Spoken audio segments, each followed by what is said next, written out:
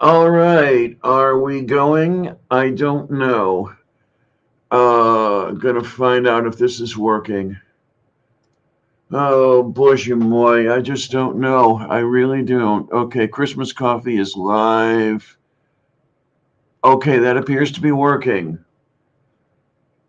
All right, so let's try. Yeah, we're having technical difficulties all over the place here, and this is what happens when you run Windows. Um, Let me get this over here. Merry Christmas to all, by the way. I am the Lavender Lady, and this is Christmas Coffee, part of the live stream with. Oh, and we're back. We got people coming here. All right, now we're talking. Yay. Let me get everything going over here. Um, yeah, for some reason, my Windows system does not want to do anything right. I don't know why. Um,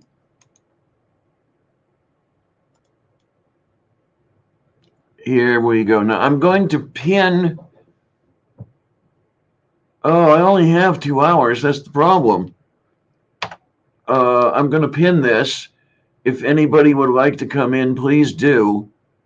Let's see what we've got. I'm going to pin the message. There we go. And I am going to go to what's the word for Twitter? Hey, Greg, how you doing, honey? Oh my. Okay, we're going to go to Twitter. We're going to go to messages. And we're going to go, okay, there you are. Going to paste to Mage.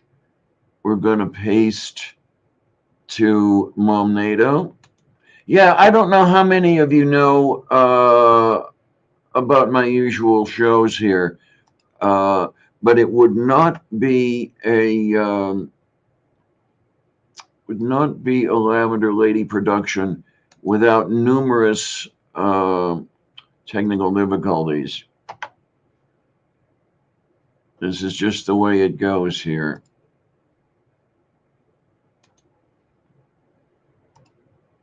Will somebody get to Mage and Kate?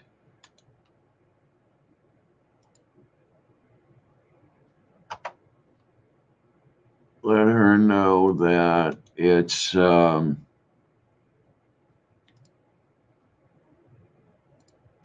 moving to StreamYard here. Here we are. I'm just going to have to tear this whole thing going to have to tear this whole thing down and put it back together sometime in the next few days here. It's just not my idea of a good time. But it's Christmas Day here in lovely Lavender Ladyland. What can I tell you? Who do we have here? We have Jeff, and we have Aunt Jura, and we have Linda, and we have Sandy, and we have Greg, and Sam, and Bub. This is why I wish I had everybody's phone numbers. I could call you, Kate and Mage, and get you in here.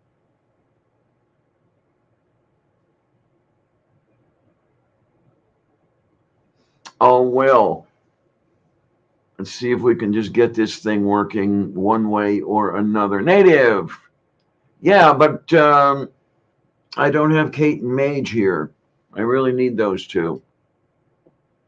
Oh, you are backstage? Okay, okay.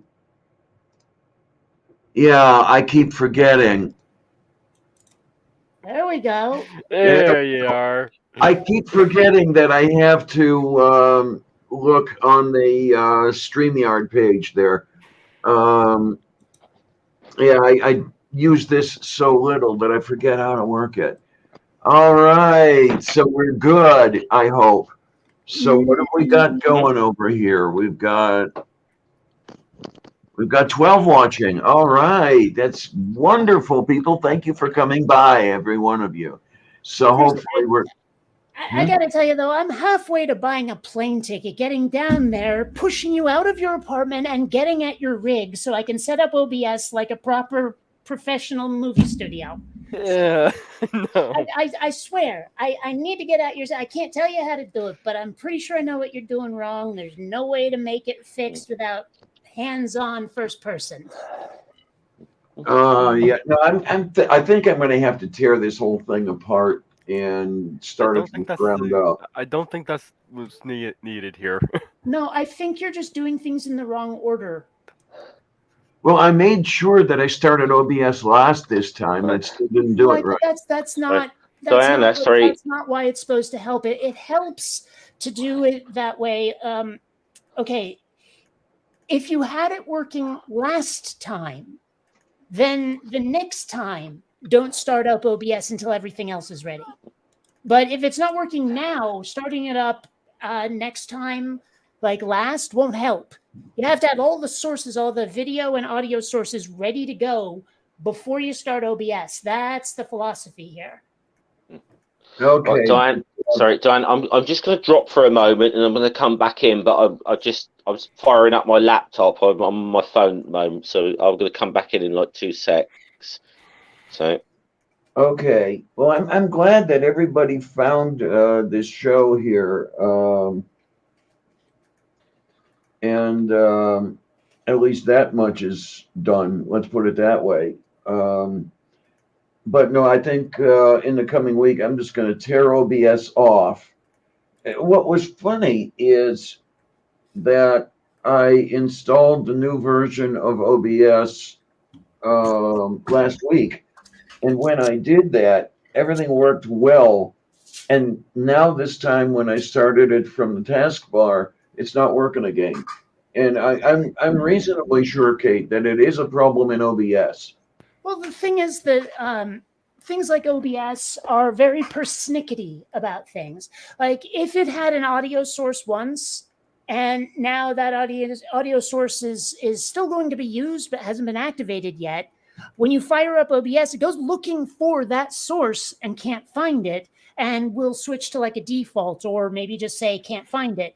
But what will end up happening is all of the things that you set up last time are now being like redirected. It's kind of like if there was one, say, a URL redirect or a desktop shortcut that went to a folder that's not there anymore. Uh-huh. You know, it's like OBS is looking for something it can't find because you haven't started it yet. There's another problem going on too, though, is Windows itself doesn't allow me to plug in my headphones. It doesn't even show the jack being there. What are you plugging them into? USB 3.5? What? 3.5. Do you have any other speakers connected? Well, I have my bookshelf speakers connected. That's what I'm using right now to hear you. Actually, I just needed a yes or a no on that one. Okay. And it doesn't show. Wait, does it show the jack at all? And it's empty, or does it not even acknowledge that the hardware is there? It doesn't acknowledge that the hardware is there. Windows doesn't.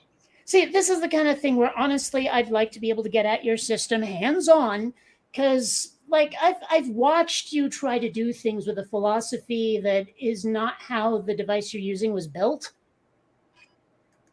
I mean, I've seen it happen where it's like, I'm trying to use Windows like it's Linux. I've seen you do it, and it never works. Well, I'm going to keep my mouth shut. Well, it never works because you're square peg round holing the problem. That's what's going on, is that Windows will work just fine unless you try to use it in ways it wasn't intended to be used. Okay, thanks, Jeff. Let me let you guys in. There we go. Hi, everybody. Hey, Actually, I have the greatest problems with Windows when I ask it to do exactly what it was intended for. Okay, yeah. I still maintain the system is called Windows because I can see all my files, but I can't actually touch any of them. Yeah, No, there I you still go. think you folks are just doing it wrong. I don't have these problems. The only times I have a problem with Windows is when there's something really persnickety, like a driver that needs to be this, that, or the other thing, and the only way to access it is to use hex code, and I don't know hex code and all of that shit. That's when I have problems with Windows. Okay. So I think we're looking at user error here, is what I'm saying. I am an error, but that's another story entirely. I'm trying to look for NORAD's SATA tracker, and it's not showing me the sleigh, Why would it? because it does usually. But why? Well, all right, let me put it this way. Why would it do it now? Well, isn't Santa still doing his thing, or is he landed by now? Well, certainly not in the United States. It's not midnight anywhere here in the U.S. Yeah, I think he would have been done with North America by now.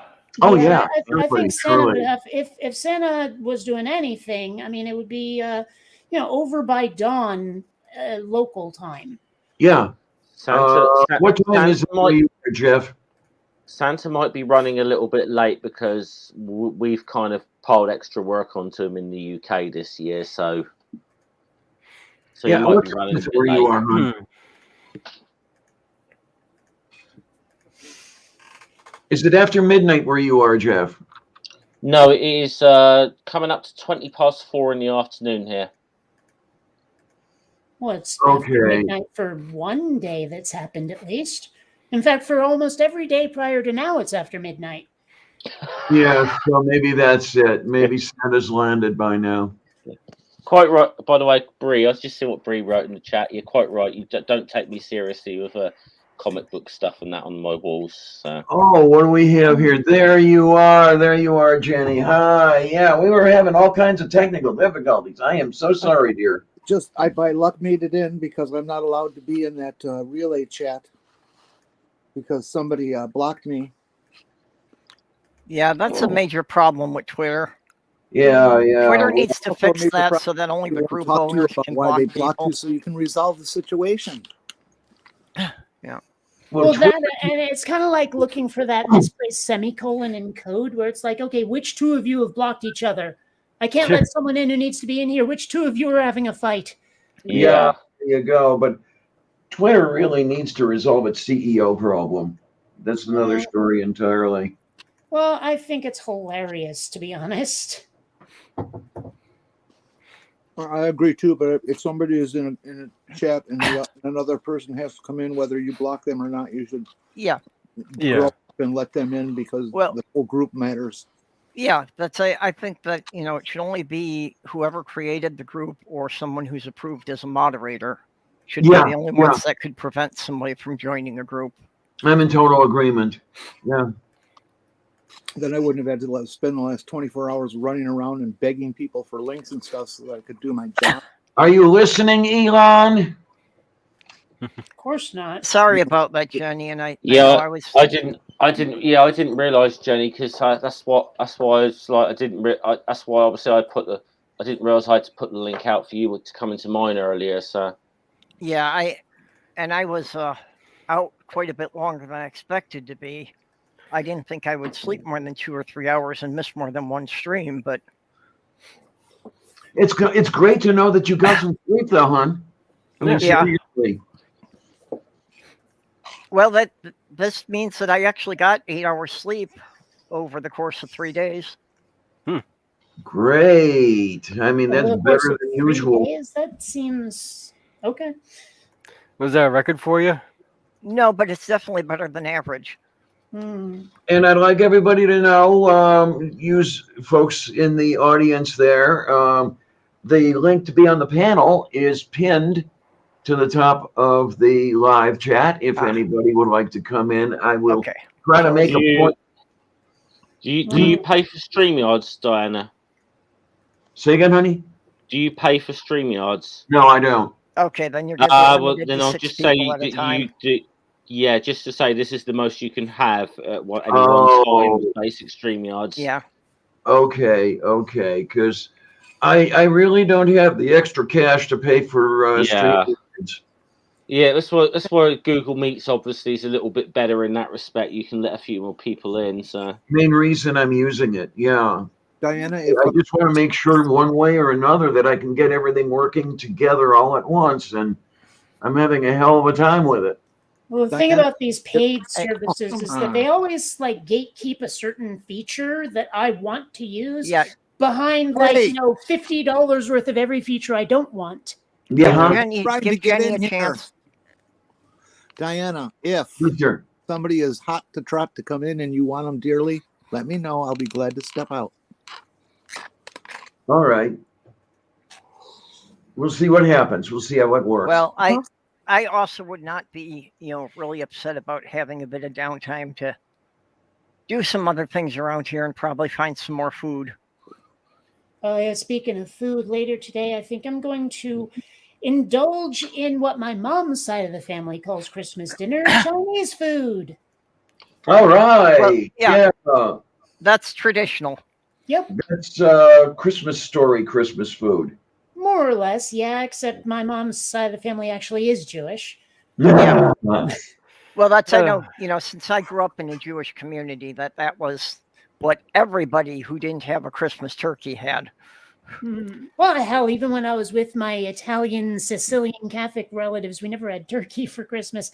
It was weird, like, hearing how that's a tradition in other cultures. I was like, really? We never did that. What happened? I got my hands on a Christmas horror story. It's a movie that's Silent hosted Night, by Deadly Night. It's a movie hosted by your favorite person in the whole wide world, William Shatner. Nice. Yeah. Well, that sounds like a horror movie for Kate. Yeah. Why is he still allowed to exist? Shouldn't that be illegal by now? He apparently plays a DJ who kind of does like a creep show thing. A DJ, Shatner. Yeah. And now for the top 40 hits. No, I don't think so. Hello, dear. Did you ever hear his album? I've heard snippets, like him not exactly singing Rocket Man. Yeah. Oh, no. Other stuff. Let's be honest. We missed a golden opportunity when he went to space to leave him there. All dress up as characters from Planet of the Apes when he returned. I don't know. I think the missed opportunity was leaving him there, but it's like, go on out for a walk. The weather's fine. I wasn't paying attention to anything. Did he go up to the ISS? No, he just low orbited and back down. Yeah. Oh, that thing. That's some what's his name? Space plane. Yeah. Okay. Bezos was a little publicity stunt to send him up there. I'm clueless when it comes to all this stuff. I admit it.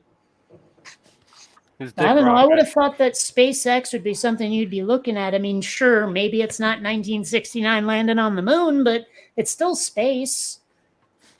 I don't know. For some reason, I was never too thrilled with anything Elon was doing. I don't know. Let's put it this way. As much as I find him and Bezos disgusting, if one of them had said, hey, Kate, you want to take a ride in this thing? I'd be like, yeah, send me to space, baby. I have to agree with you, Kate. I would sacrifice my moralistic standing to get a chance to go out there. Okay, Kate, what if SpaceX offered to send you in space, but you had to go up with William Shatner? Hey, in space, no one can hear you scream, and he will be silent. They'll never find the body either. Space is big, really big. I mean, you think it's a long way to go down to the I'll shut up now. I tell you, no, honestly, really and truly, I wouldn't mind going to space, but if I could have the ability to specify how I went up and what was going on up there, I think I would rather go up to do something useful.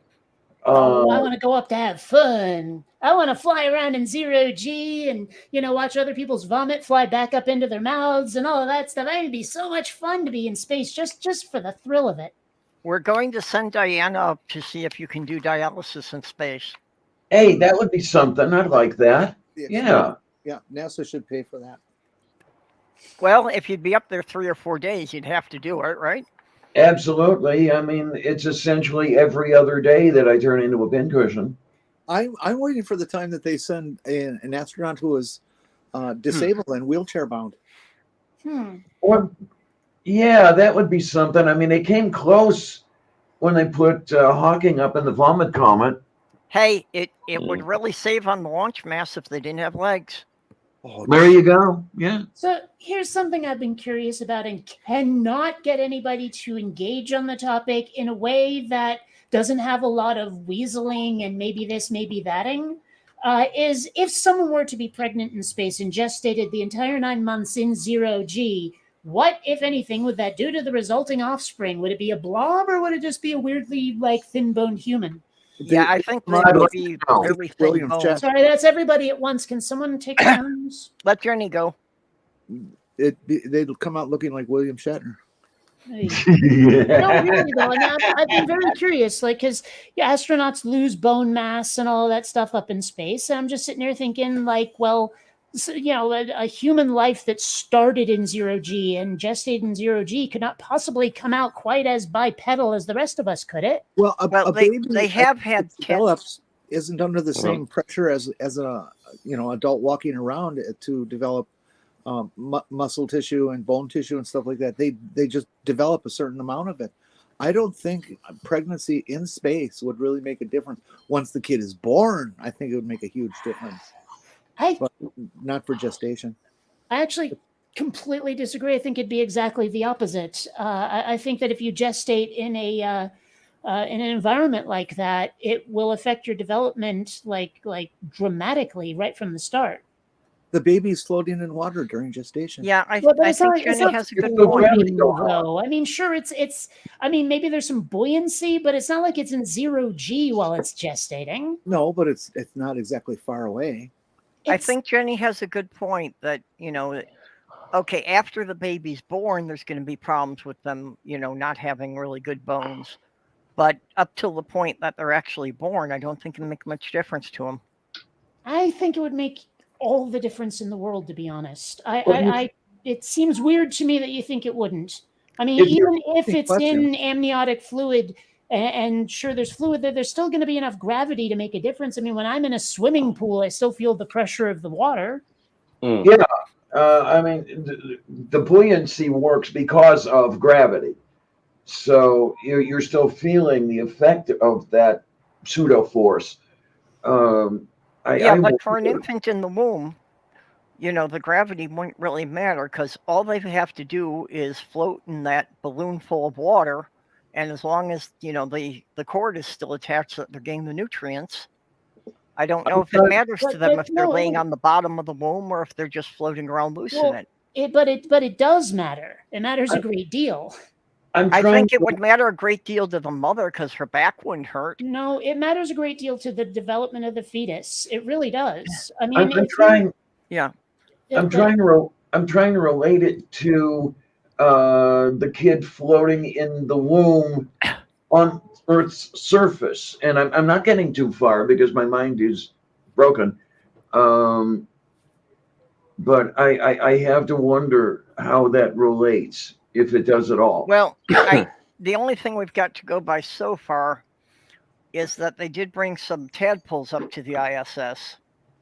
And I don't really know if there was stuff written up about if the tadpoles managed to turn into frogs, and if they did, how did that affect their development? Astronauts that's not even the part where I'm thinking about it at all. I mean, that addresses it from the wrong end in time. I'm talking about you have been conceived. Yeah. And what happens next? But tadpoles are already hatched out of those eggs. They develop into frogs later. That's different. That's at a remove from the point in history where I'm talking about it, the point of gestation where I'm talking about it. Astronauts have studied how embryos from animals such as mice and salamanders and birds develop under low gravity. These studies show that microgravity had a negative effect on the embryos, slowing down the rate of development, so they contain fewer cells than normal. So it's See, this- so that's probably going to happen with humans. That's Okay. the kind of thing I'm talking about. It zero G will affect the development of a life form, whatever it may be. I think, Well, I think that we're probably missing the biggest reason not to even try to bring a child through gestation and birth up in space is space baby diapers. Well, I don't even want to think about giving birth in space. I mean, liquid floats out there. Actually, most of my favorite, far future sci-fi talk about uterine replicators, where everyone's just gestated in vats. That wouldn't be a bad idea, really. The gestating in vats. Well, from the bit that one thing Mage I just cannot read, get anti-choice people, the quote unquote pro-life people, to even engage on is whether or not they'd be okay with it. If women could say, okay, I won't abort, but I will put this in, like an artificial womb. Are you okay with that? And they always change the subject. Always. Yeah. Yes, we know it's because they want to control women, but it's still frustrating that you can't get them to even engage on the topic. That's the part that frustrates me, is I want them to talk about it. I'm still seeing that fake artificial womb videos floating around Twitter, people calling it all dystopian. And the only reason they can say that is because it vaguely looks like the Matrix. Yeah. Well, it also looks rather like the Suicide Pod, but... Well, that too, but even so, is there anything actually dystopian about its use? And they're like, well, it just looks scary. Hey, Pirate Kitty, how you doing? I mean, I think the worst thing I could expect from a bank of uterine replicators is taking home the wrong baby. Well, and Randy, hello. Thinking about it might be less of a chance with that than we currently deal with. Because you have the whole monitors and everything being right on there, telling you whose it is and everything. Well, I think the artificial womb will probably wind up being pushed by corporate America because it will mean that they won't have to allow as much maternity leave. Yeah. Maybe. Yeah, especially here in the U.S. Well, that's another reason why I've been hearing why it's so dystopian, because women aren't getting pregnant naturally. Mm-hmm.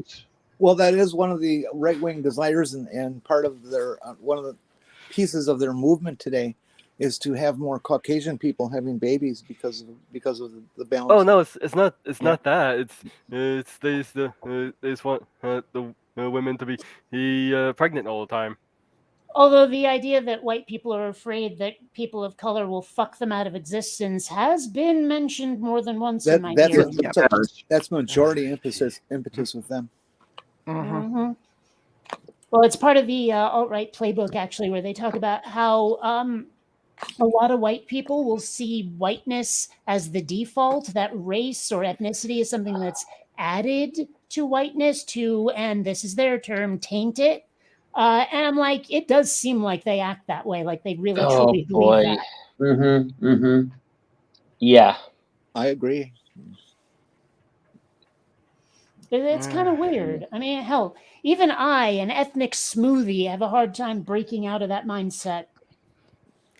Well, yeah, you're everything. Except East Asian, yes, and I regret that lack. I wish I had the set. But even so, it's like it's really difficult for me to talk about race and remember that white is not a race, that within white there are so many variations, and nobody's completely white. If you go back far enough in history, somewhere you will find Africa in your ancestry. I find this whole absolutely. I find all this about as ridiculous as quibbling over eye and hair color. Yep, I agree. Although blue is my the best favorite eye color, color. so I wish. But other than that, blue is the best don't eye forget color. now that God. We've had that too. That the English were very big on oppressing gingers. We still are, to be fair. Blue eyes with red hair is the best. It's more a fact that our country is quite racist, but we're not very good at being racist. Therefore, we oppress gingers. Not very good at being racist. I have always assumed that. I know. I am aware of how silly what I've just said there, but I was always our history, but I always assumed that the thing you had about gingers had to do with they somehow considered Ireland to be a threat. And that's another thing, though, is like I until like a decade or two ago, never heard Probably it more called so ginger. It was always Scotland. redheads, never ginger. Probably more This is a so new thing for Scotland. me. Hollywood seems to have a hate on for redheads or gingers, considering that it keeps race swapping them to black people. Yeah. Well, and though, I will point to Willow Rosenberg as an example of them loving a redhead. But other than that, Buffy, Allison Hannigan's character. I actually have suspect her hair isn't as red as we've been led to believe watching some of the episode of How I Met Your Mother and how dark her hair gets. Either that or hair color changes as you age. But she can still break your heart from 100 yards. Well, she is adorable. Yeah. Yeah. Way too. All agreed on that. And I gotta say, I loved Buffy back in the day, but watching How I Met Your Mother now, I think it's even better. Like her, at least, she is even better in that. I love Lily Aldrin; she's awesome. Sorry, I could go off on that show for a long, long time. I love How I Met Your Mother, but How I Met Your Father is bland and uninteresting and dull. I've never watched either of them, so. Well, I would avoid the new one, the How I Met Your Father. The characters have no charisma whatsoever. They're so bland. I didn't know that they was even the did a strength new of one. How I Met Your Mother, is that the characters drew me in right away. In this new one, they feel like they were written by a marketing department. They probably were. Because they were. In fact, there's going to be a remake of Friends. It's going to be called Acquaintances. Please tell me you're lying. Yeah, that's a Jenny joke. Well, the thing is, it's hard to tell these days, isn't it? Yeah. It is. Yeah.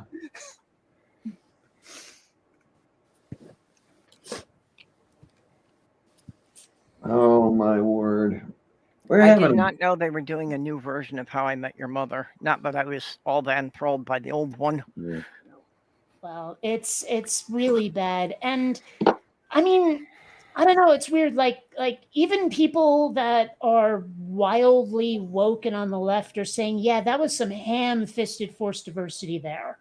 But like I'm all for diversity if it's organic, but these people, it felt like they went through a checklist of everything they had to have in order to and it's like, guys, I mean, tolerance is one thing, but this is forcing it. They probably very much did. I can see the network executives giving them an actual checklist and saying that, okay, your characters have to tick off all these points. And it's not just racial either. It's like every various sexuality and everything else has to be. They have one of everything, and that's inorganic. I find, you see, this is a little bit of an issue I have with this. And listen, yes, I all want diversity. I all want representation within every group to be represented. But when it's just being done to fill quotas, it doesn't, it won't work if you're just doing it to fill certain quotas. Well, imagine how many friends I lost saying that a few years ago. It's just insane. That's not diversity, that's tokenism. Yeah, exactly. But and that winds up being very insulting to friends those that I'd known for more than a decade saying that because they decided, oh, you're an alt-right MAGA Nazi now? What happened to you? Yeah, well, those are people, and now bear in mind how left-leaning I am. Okay, people who will argue that you're right-wing for just saying that this is that just doing quotas or whatever things like this is these people are quite frankly are just ultra leftist nut jobs, and they're the kind of people that are the reason that our side, the left, keeps fucking losing. It's also kind of how the right is defining the term woke. I've noticed this a couple of times so far this week. People arguing, well, what's so bad about being woke? I mean, that's just being aware. Well, no, that's not how they're using the term. Well, what a lot of the right wingers tend to do is they will pull up the most extreme examples on the left of they're using the ultra left, real ultra left batshittery, and they will hold that up as if that's the norm. Yeah, they're using the term. They're losing the term as left ideology perceived to be overzealous, performative, or insincere. or if you're talking like a movie being woke or something, and they're referring to like where they're pounding you over the head with a social political message, left leaning one, and at the expense of the storytelling. Yeah, well, because that's how they're using the term. With the exception of them using it for whatever I don't like. We have to. I do have to acknowledge that. And that is what the right wing does, isn't it? If they don't like something, they will use the term. Like, seriously, everyone the right wing doesn't like these days, no matter what it is, you're a pedophile. Doesn't matter if you're right-wing kids or not, they'll call you a pedophile. Except the pedophiles in their party. Well, yeah. Well, and that's another right-wing tactic, isn't it? Accuse everybody else of all the shit you're pulling. Oh, yeah. It is so projection is all the Republicans can do anymore. Mm-hmm.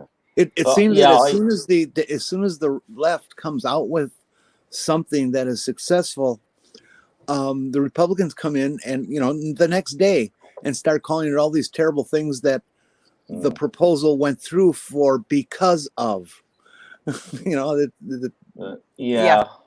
Well, that's what I haven't gotten on the campaign ads I keep getting, is because the Republicans keep trying to project it like a horror story that the Democrats are going to do exactly what the Democrat candidates promise they're going to do.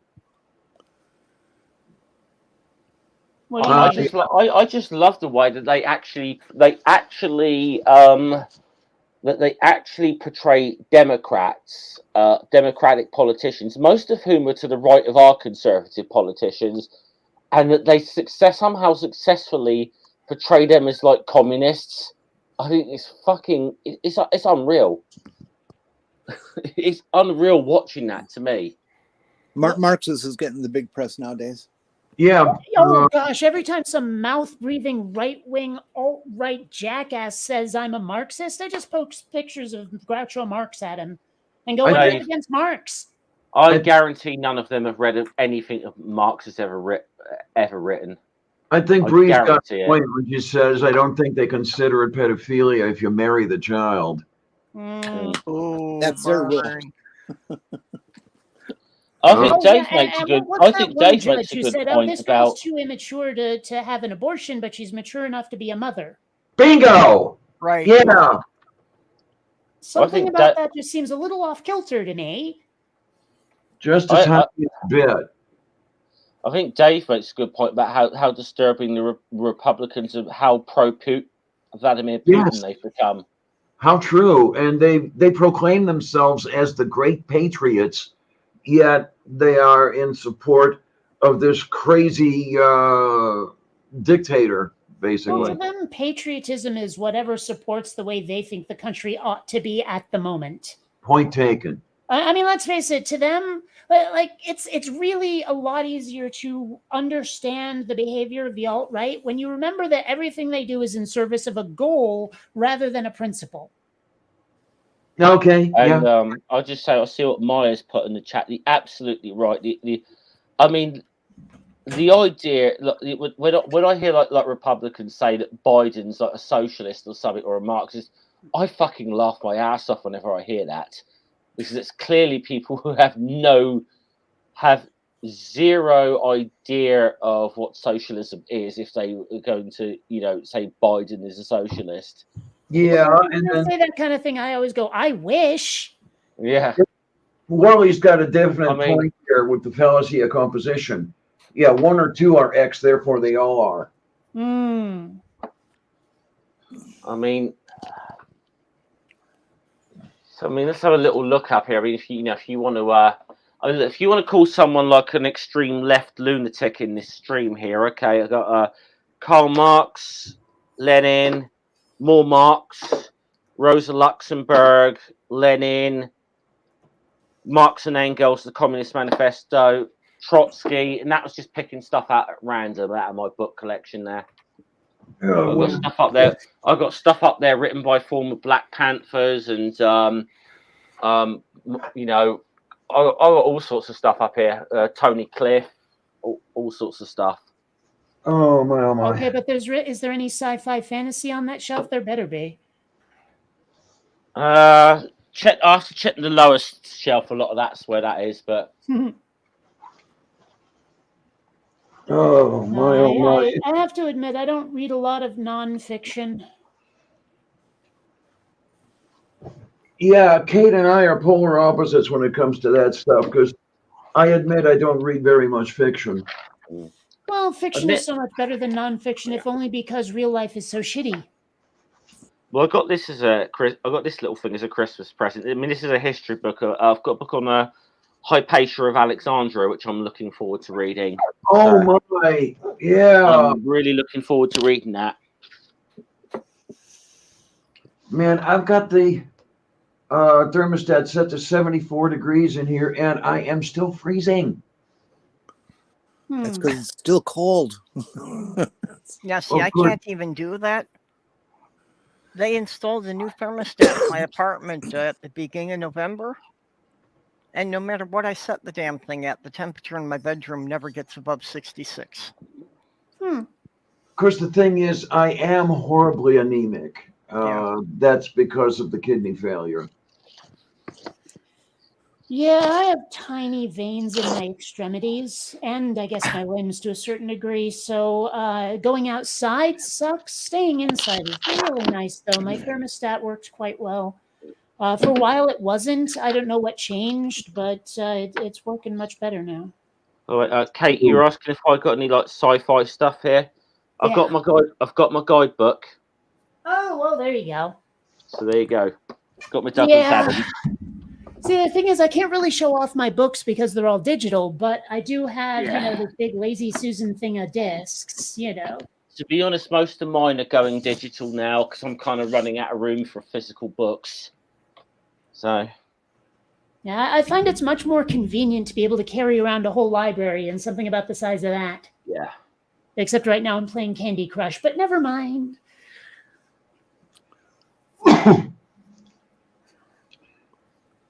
I don't know. Well, yeah, you tell me that I'm all, old-fashioned and everything, but I like to be able to hold the book I'm reading. I'm holding the book I'm reading.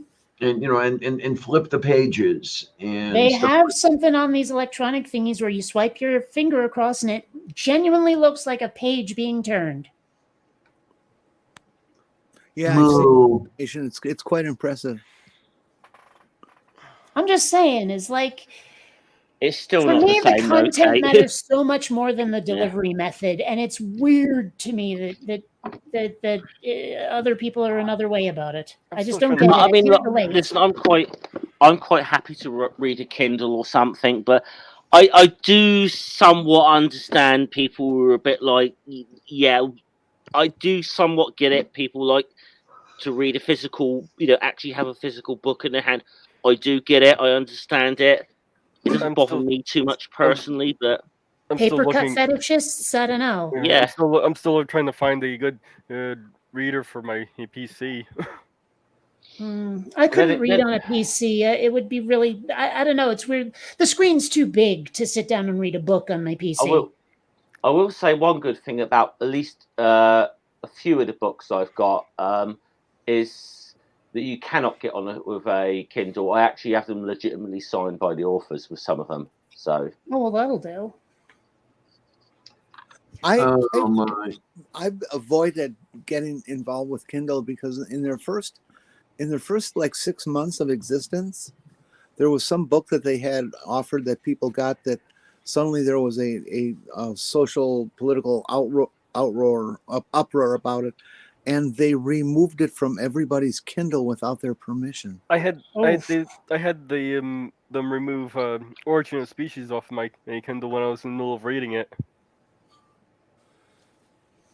I have not had that experience, but then again, I quite cheerfully hoist the Jolly Roger when I want to get something that I can't find, or they want too much for it, or the author happens to be a disgusting person, that kind of thing. Mm-hmm. Well, I was thinking that I wanted to, get something like that for books and such, but now it's sounding like Kindle is likely to do the exact same things that piss me off about Netflix.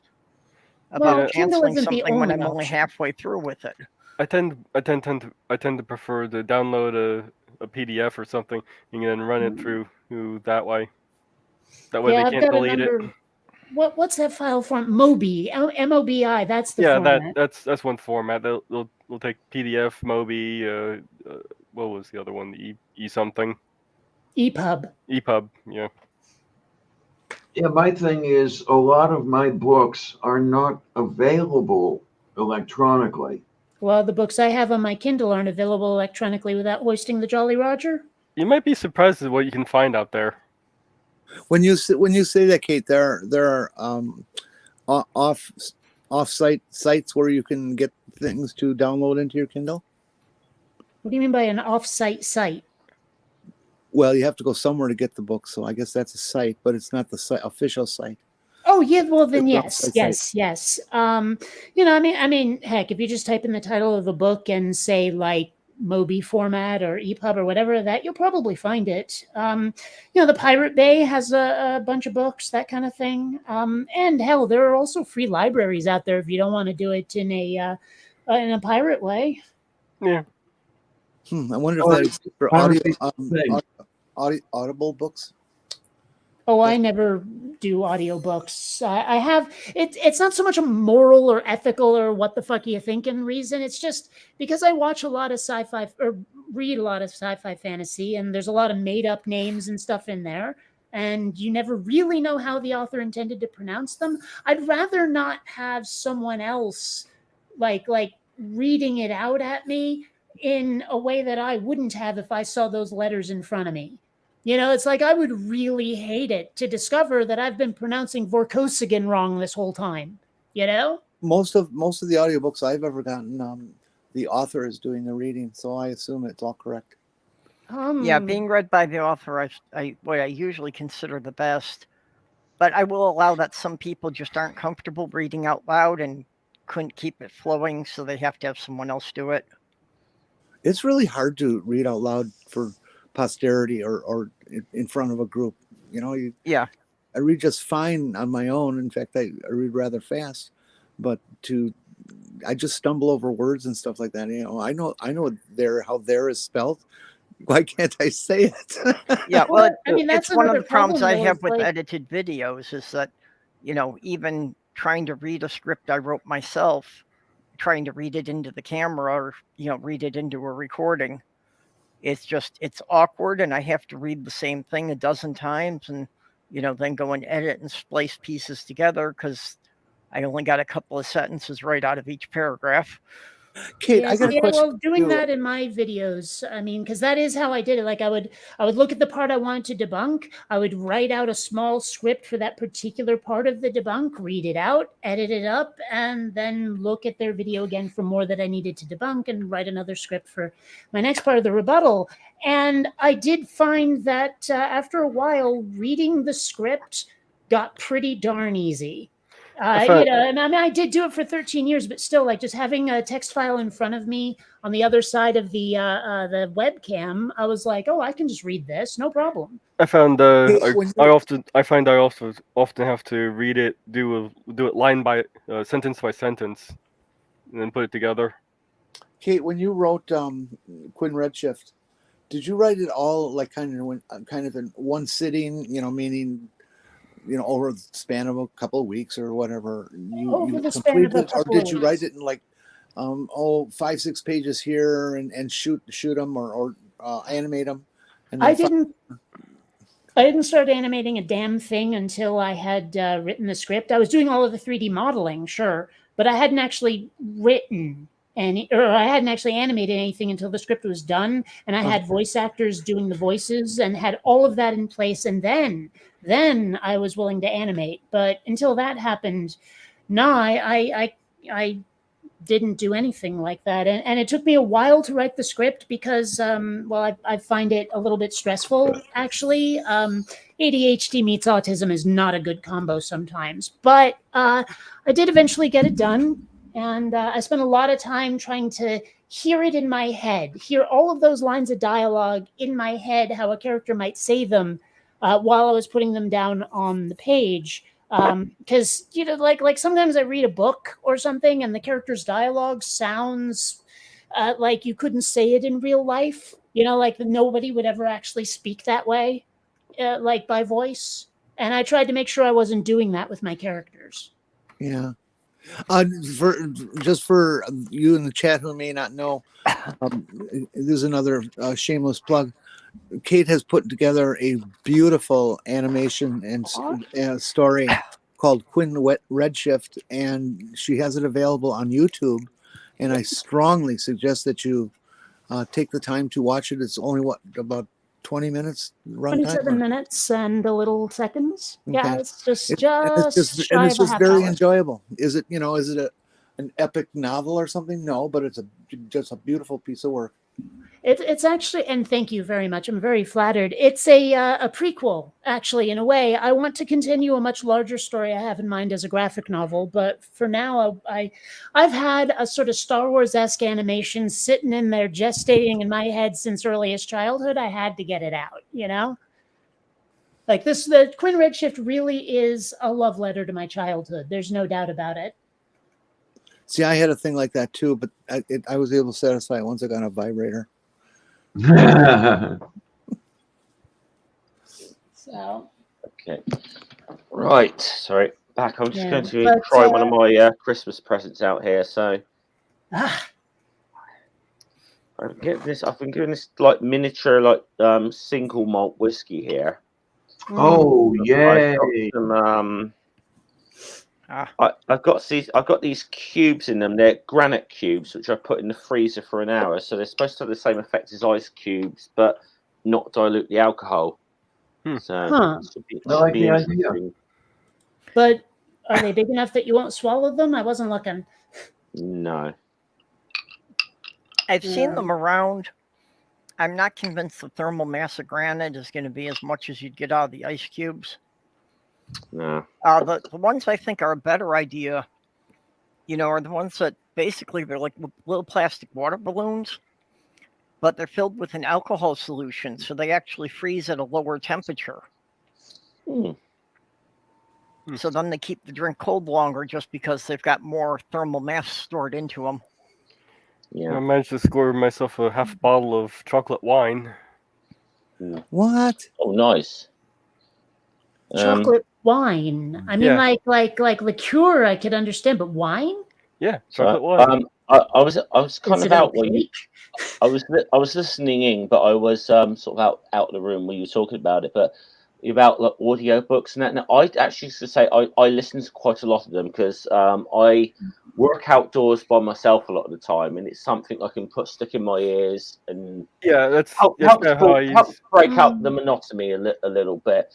Yeah, that's how I use good it enough too. for that. I don't need a story for that. Music's fine. Well, I use all day. I will listen to music, but sometimes I don't want to listen to music. I want to listen to something else. If I'm doing something for like 3 hours about that, though. If I want to experience a story, I usually want to concentrate on the story. If I was going to listen to people saying things like, instead, I'd probably put on some stand-up comedy where I don't have to like remember character names and places and events and stuff much past, the last 2-3 minutes. I really liked audiobooks, and I had long car drives a lot. Like when I was working, that I was doing, drives that were in excess of an hour each way several times a week. Yeah, a couple-hour drive is nice to have an audiobook. I think, it also doesn't help that I read so much faster than people speak. So if I'm ever watching like a movie that has subtitles on, I'm actually climbing the walls because I'm like, I've already read that line of dialogue. Why are you taking so long to get to that thought? Hurry up, hurry up, hurry up. Like it's weird if I can read I know people who quote unquote believe in inaccessibility, so they have subtitles on in their own home all the time, even though they don't need them.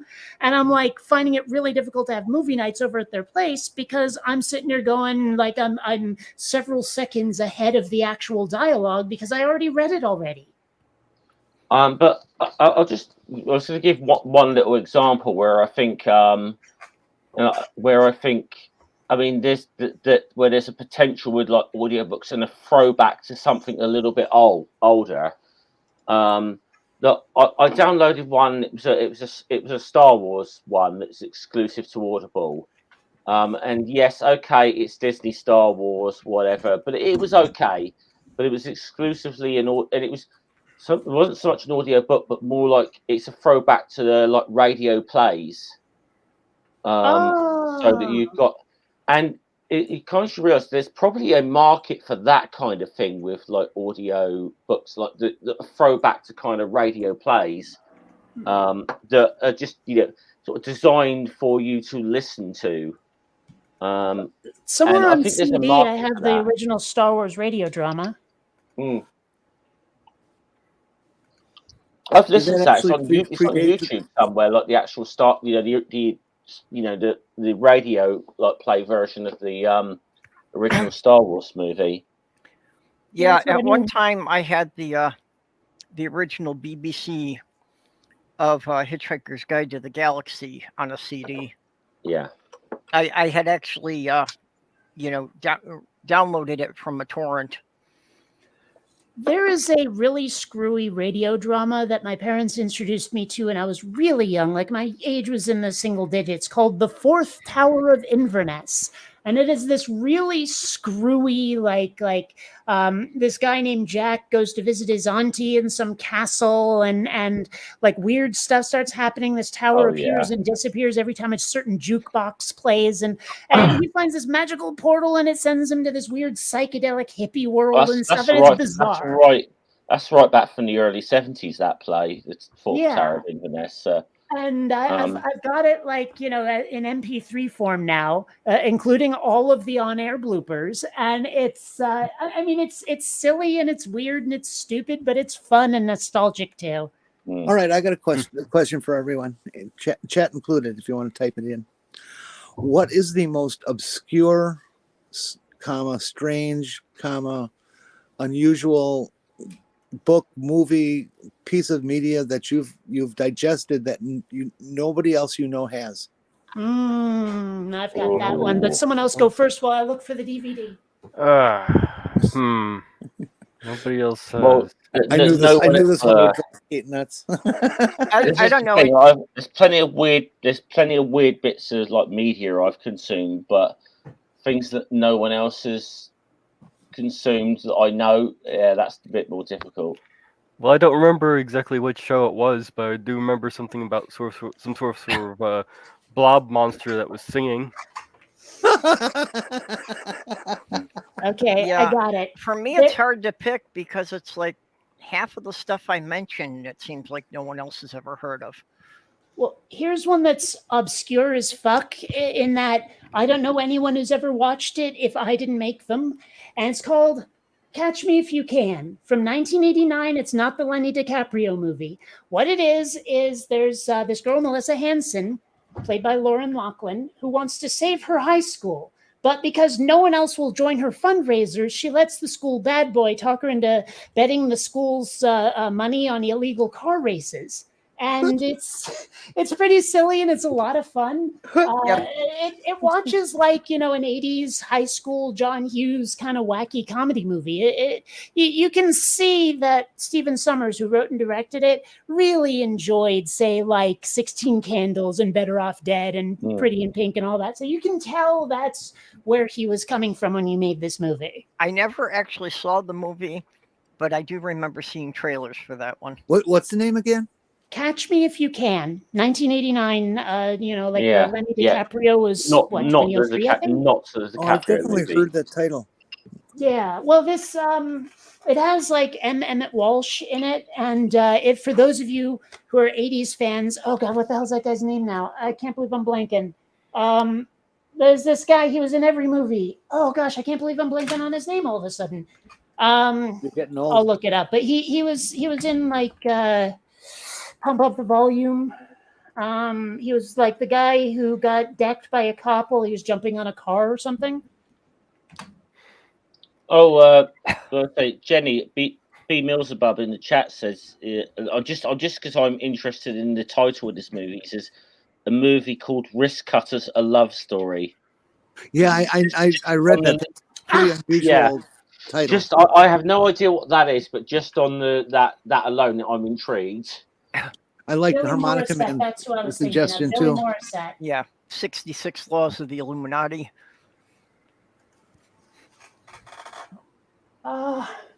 Although actually, this may not be the screwiest movie I've ever seen. Has anyone else seen Deathbed, the Bed That Eats?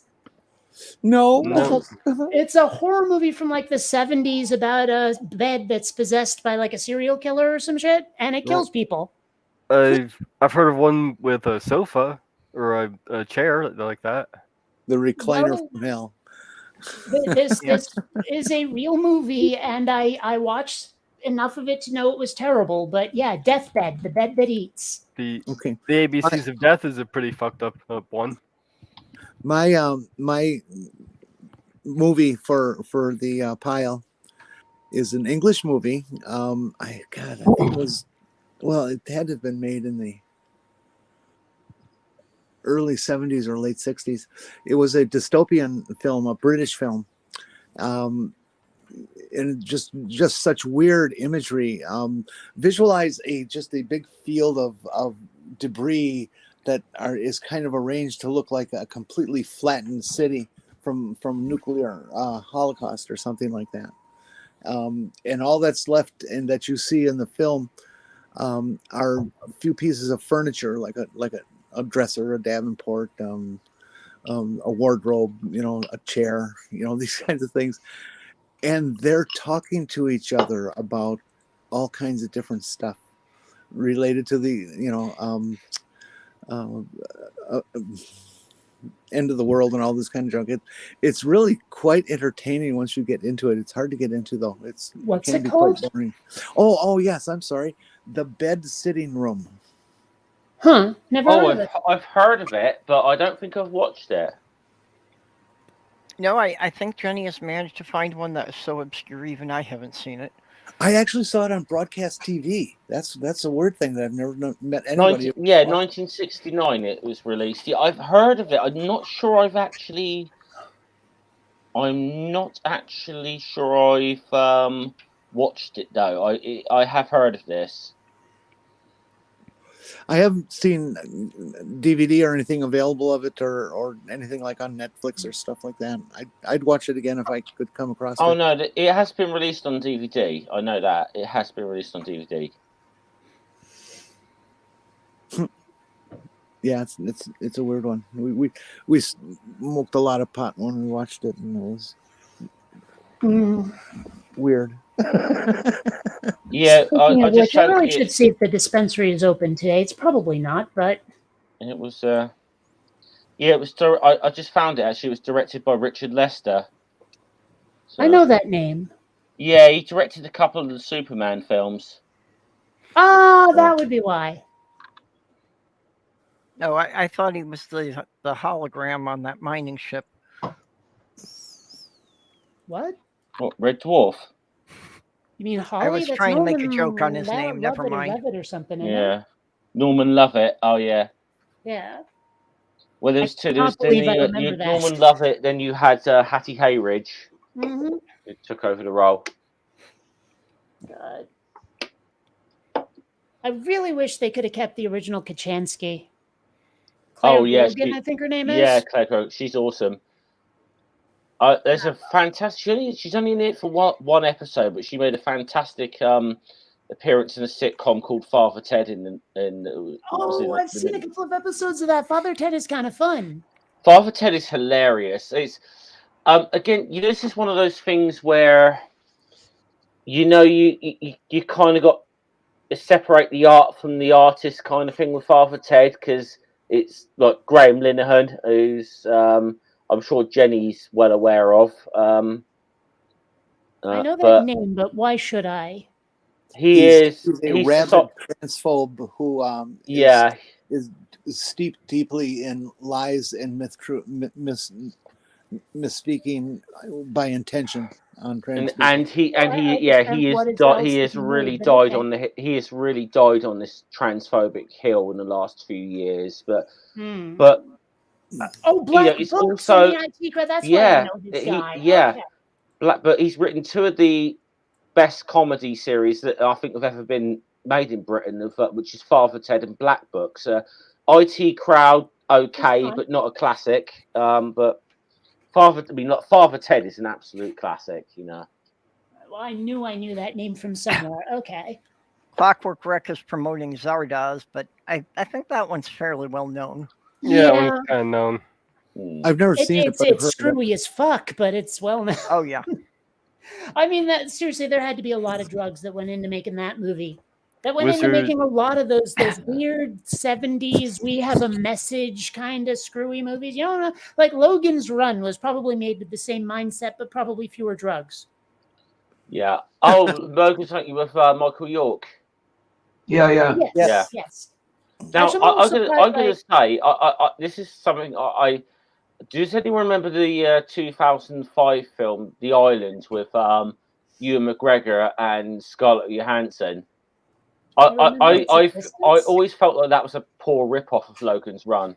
Well, I mean, hell, when you think about it, Hunger Games is basically a rip-off of, say, like Logan's Run and what was that? Battle Royale. That was it. The Japanese movie where the kids are trapped on the island with the collars on that'll blow them up. Clockwork Rex. I've seen Battle Beyond the Stars. Oh yeah, Battle Beyond the Stars, of course. That's not that obscure. No, okay, Battle Beyond I thought the of Stars that is the one, movie and I that figured I I couldn't use bring actually it up. as an example of why genre and is determined by setting far more than anything else. Because, okay, take Akira Kurosawa's Seven Samurai. Clearly a samurai movie. No one can dispute that. Remade as a Western for Magnificent Seven. And that's clearly a Western, and no one can dispute that.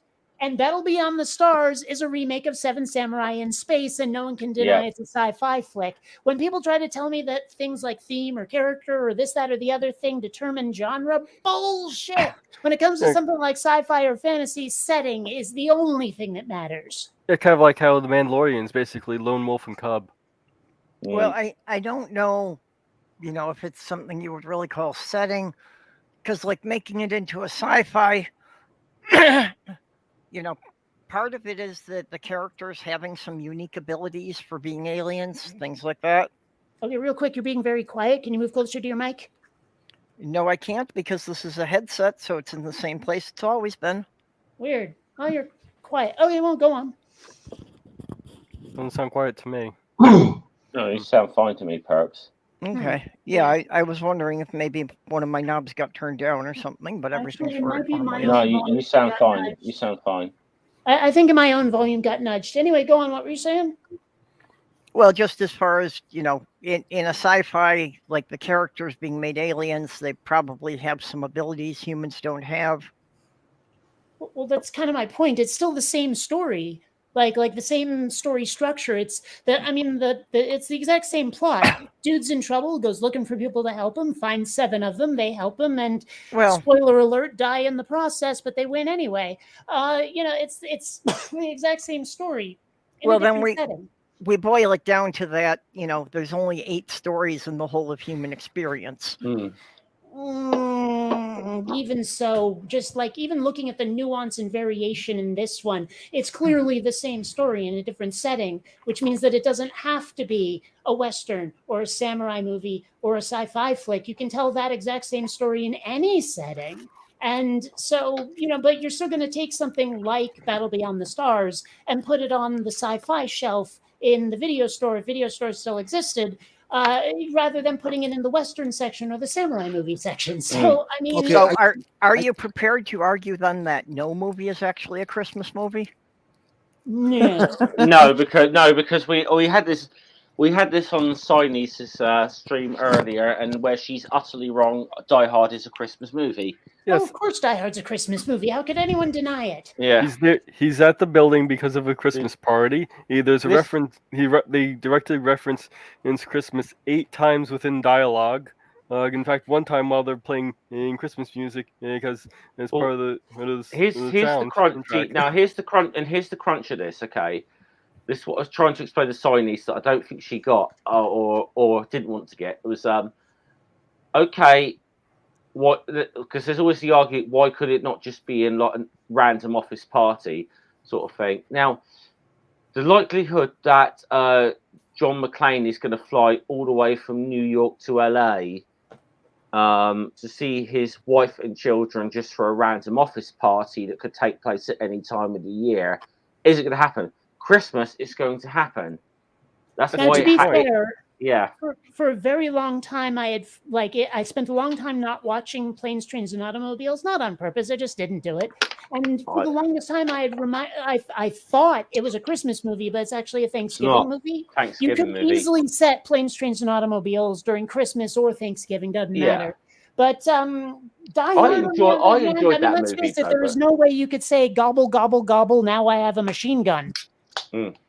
You know what I mean? Now I have a machine gun. Ho ho ho is a classic line, but no one's going to say gobble gobble gobble. Give me 2 secs, Kate. I'm waiting. 1,000, 2, 1,000. Okay, time's up. I think Maya is arguing that Planes, Trains, and Automobiles could be a 4th of July movie. I don't think people travel that much for the 4th of July. I could see Thanksgiving or Christmas, but 4th of July, is that really a travel holiday? Yeah, well, and that it is part of that movie that due to the number of people that are traveling, it prevents there from being empty seats on the planes and things like that. Sorry, God, I just had to go and put my Christmas jumper type thing back on. Now, so you can see this. It says this. Yep. Now I have a machine gun. Ho ho ho. Nice.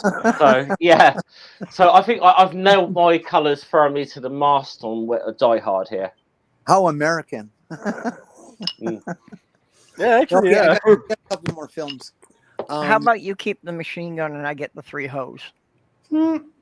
Yeah, help yourself. Okay, those are 2 extremes. You can have 3 hoes or 72 virgins. I'd rather have just 1 fire-breathing slut. You know what I mean? Like whores, they probably have some diseases going on, but you got the other one, someone right in the middle, like virgins, not enough experience. Someone right in the middle, you know what I mean? Yeah, I don't want a virgin. I want an experienced slut who knows what she's doing. The only virgin I want is a pina colada. Waka waka waka. Anyway. Okay, the other movies I got. Now these aren't particularly obscure, meaning they were mainstream films at the time, and I would think that there's been other people who have seen them, but I haven't met that many. The first one is what's his name? Kevin Kline. Peter Sellers. Okay. Film, Being There. I've seen that. My parents mentioned it a lot. I don't remember seeing it. Is that the one where like the cover of it is a hat and a suit with no guy in it and clouds? I could see how that might be, but I don't remember well enough. All right. Well, I'll pull up a picture. Tell us about it. Oh, it's a real interesting little film. I went to see it just because I liked Peter Sellers. I had no idea what I was getting into. It's a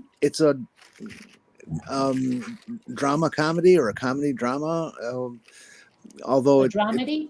Yeah, See, that's what I remember. For me, the deeper into it you got, there were more jokes, but it became more dramatic. Okay. The ending, I won't give the ending away, even though it's such an old film. His father turns out to be Darth Vader. I knew it. Oh, it really, for me, it was a very profound ending that just kind of made me stand back and go, wow. Yeah, Shirley MacLaine's in that as well, isn't she? It's probably yeah, she is. Anyways, it's about this guy who's a gardener for some rich guy, and the rich guy dies, and the people come and check out the body and all this, to take care of the estate and things, and he's the only person left, and they assume he's his son. Well, Chauncey is his name. He was called Chauncey the Gardener, and they assumed that his last name was Gardner. Chauncey Gardner is what he became, and so he had money and position that he never expected or could deal with, mentally, emotionally, or anything like that.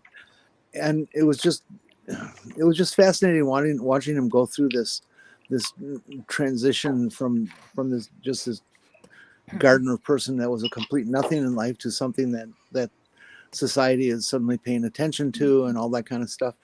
And he likes to watch Well, I take it that somewhere in the plot he meets like a psychic crystal jockey or something. What's Shirley MacLaine doing in there? A sex interest. Oh, She's loving Okay, this. I remember one very obscure one. I don't remember the title though. I might be able to help. I worked for video stores. Hit me. Well, okay, this guy and his daughter, wind up moving to this town, and everybody's being a little creepy. But it comes out that like everybody in the town are cannibals, and they are because they have this whole historical record going back to show that actually most of the founding fathers were cannibals. And this is something that, has been suppressed and hidden for 200 years. Huh. That there explains. you go. See, I knew you guys weren't ready for independence yet. I've been saying this for years, and now we know. Now we have evidence. That explains why if you take the first number of amendments and you take the first letter of the first word in each of the amendments and put it together, it says "eat me." Yeah. Yeah. Well, if you want to talk about movies about cannibals, you ever see Parents? No. You ever seen Cannibal Holocaust?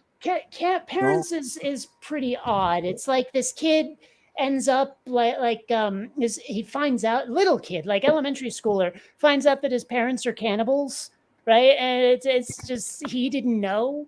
I think it's got Randy Quaid in it or something. It's really that one I became saw a it when I bit was of a cult very classic. young.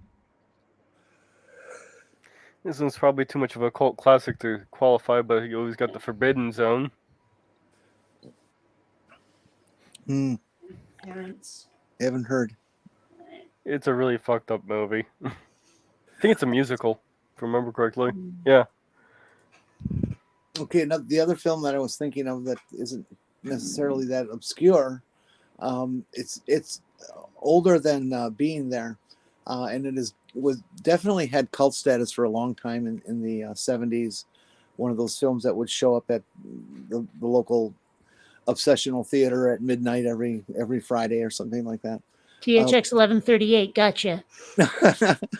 And it starred Don Johnson, who was he was the white guy that was the cop in Miami Vice. Mm-hmm. Yeah. And he and I share a birthday as well. And the film is A Boy and His Dog.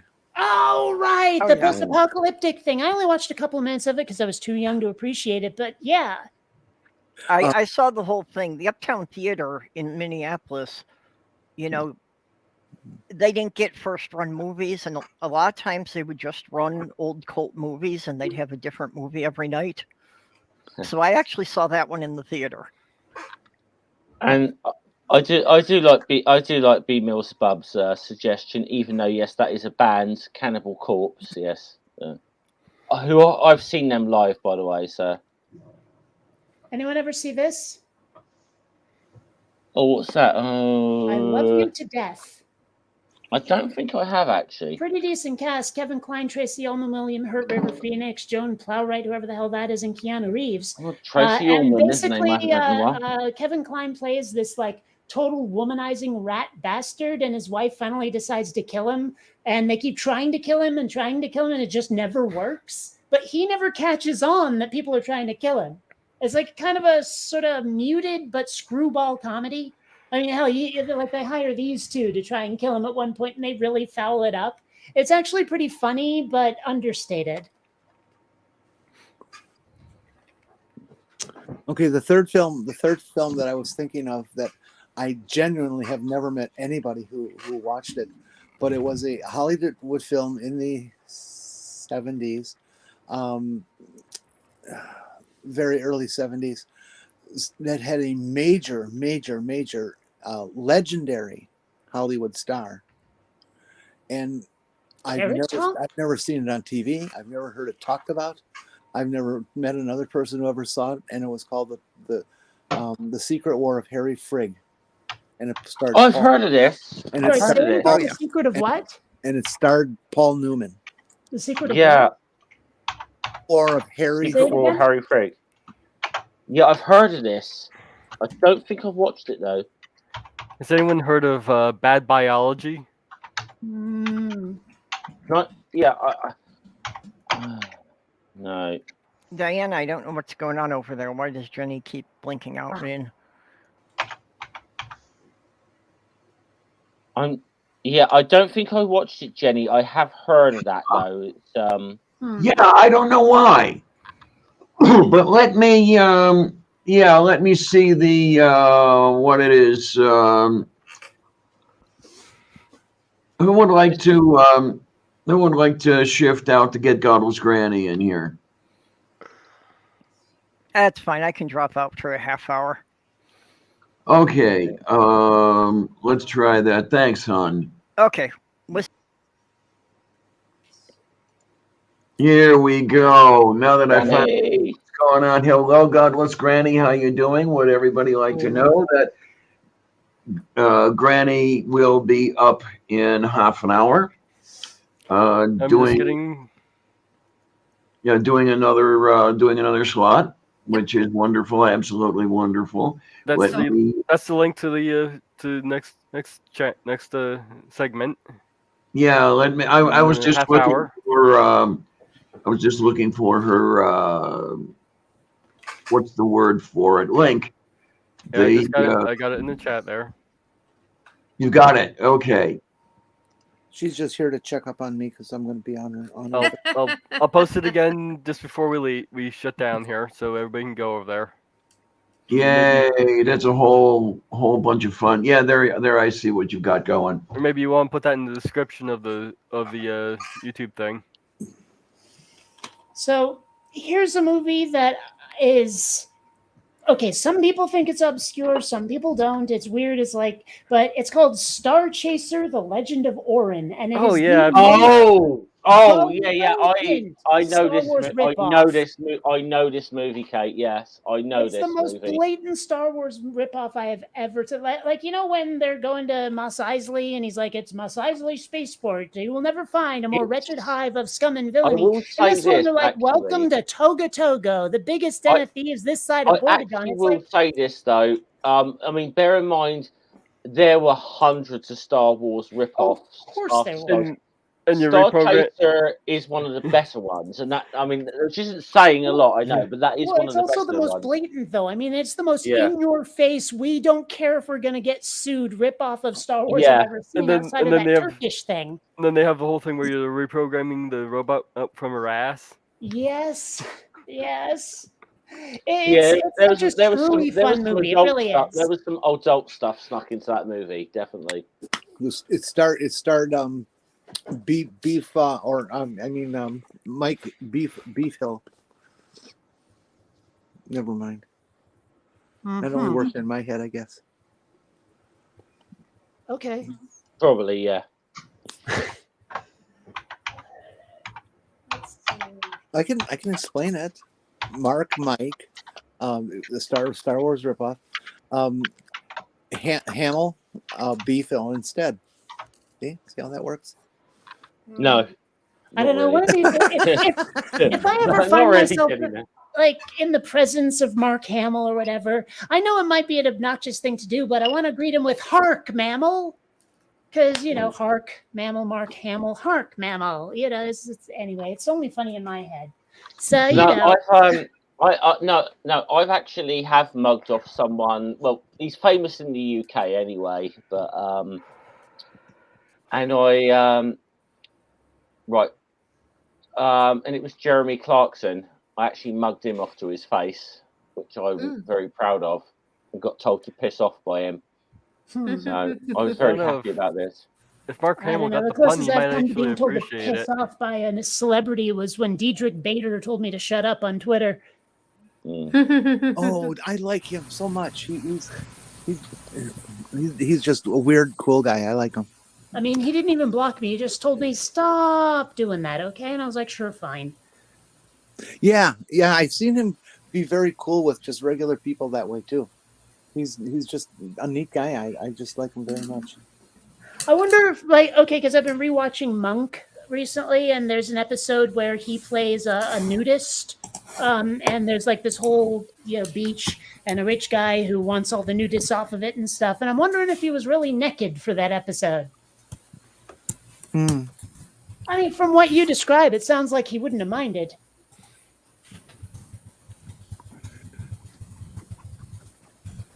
I don't know. See, what else was he? Oh, he was in Drew Carey. That's where he got known.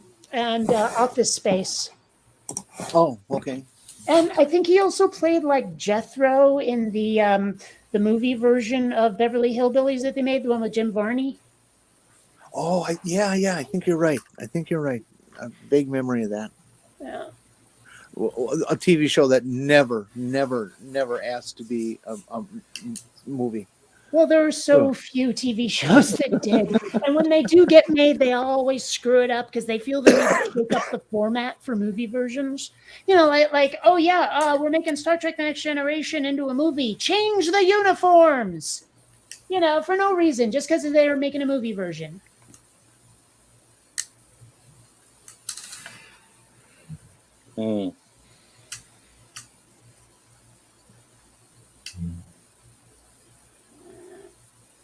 Chad, I'm looking at the Ice Pirates. What's Ice Pirates about? Oh, space herpes. Yes. I mean, it's funny you mentioned Ice Pirates. Where the hell did it go? I just had it right in front of my face. Damn it. Oh, well. Oh, no, there it is.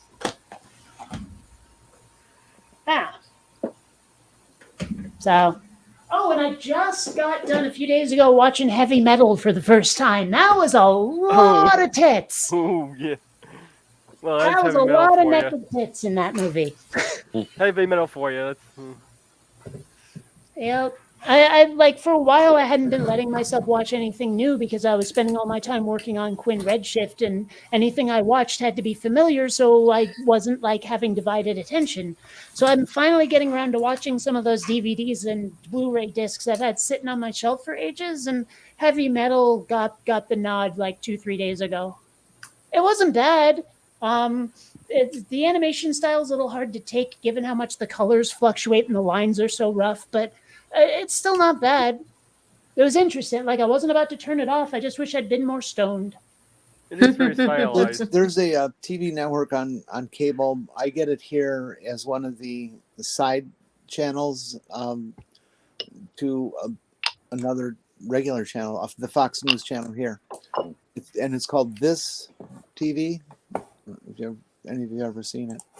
And it seems to be all movies, older movies, but older doesn't seem to be 30s, 40s, 50s. It seems to be 60s, 70s, 80s.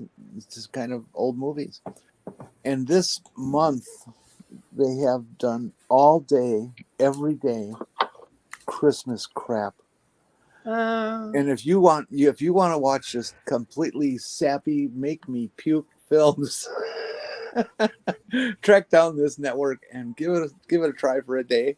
It was just awful. I'm so glad Christmas is here. I hope they end them tomorrow. Well, I do like it when a Christmas movie can manage to not be completely schmaltzy. Die Hard. Well, I mean, even A Christmas Story isn't particularly schmaltzy. I mean, it's hardly one of those Hallmark, Lifetime, whatever fucking movies, Oh, yeah. Yeah. It definitely broke the mold. See, I didn't realize that. Go check out. I hadn't watched A Christmas Story, and I remember Ring talking to me about it, and it's describing it. And then I remembered, I had seen this. Then I remembered I'd seen one particular scene, and it's where the kid loses it and beats the shit out of his bully. And I'm like, okay, I sort of know what this. I sort of am aware of this movie now. Well, here's the thing about, the sequel that they made, A Christmas Story Christmas, is actually, I feel it's a very worthy sequel. They managed to capture the spirit of the original, but update it as well. And it takes place in the 70s. It doesn't take place in present day. I mean, I guess they had to because of how old Ralphie would be, now, and how old his kids would be. And it's meant to be him giving his kids Christmas at the same age as he was when A Christmas Story happened. And every last one, and I do mean every last one of the kids of the main cast returned. I gotta see that. The parents did not because, they approached Melinda Dillon and she said no. And she'd retired from acting a while back. Julie Haggerty does a fine job, I think. The dad is not there. It's not much of a spoiler to say that the movie starts and sort of centers around the fact that he's not there anymore, that he died. He died. The guy actually died. Yeah. Darren McGavin. But I mean, I'm talking about the script right now. But every last one of the kids, even if only briefly, every last one of them shows up, all of them, and it's great. They do a great job with it. I don't want to say any more than that, but it's definitely worth a watch if you liked the original. If you want to watch an interesting Hallmark Lifetime movie, you watch Grumpy Cat's Worst Christmas Ever. It's very it knows what it is, just to say that. Oh, and at one point in A Christmas Story Christmas, Ralphie does that grin of his, that little smirk, and I just squeed like you wouldn't believe. It was awesome. I gotta see that. Christmas Story Christmas. Yep. Okay. That sounds like fun. It's like exclusively on Hulu or HBO Max or something. I forget. HBO. That house, I guess, is located in Ohio, has become a tourist attraction that was bought and restored by some people to the condition of. Yeah, Cleveland. Okay. Just a couple miles from where I used to live. There are websites of famous movie houses that you can visit, and some that are for sale. The Goonies house in Oregon is a biggie. That apparently some people bought it and restored the hell out of it, and then sold it because the neighbors and tourists wouldn't stop going up to it and taking pictures. And they're like, "Dude, this is our home. Go away." And they're like, "Yeah, but Goonies though." So apparently they sold it to someone else who doesn't mind. But yeah, there's a lot of things like that where it's this movie house that someone just had to buy and restore because they love the movie that much. Okay, then.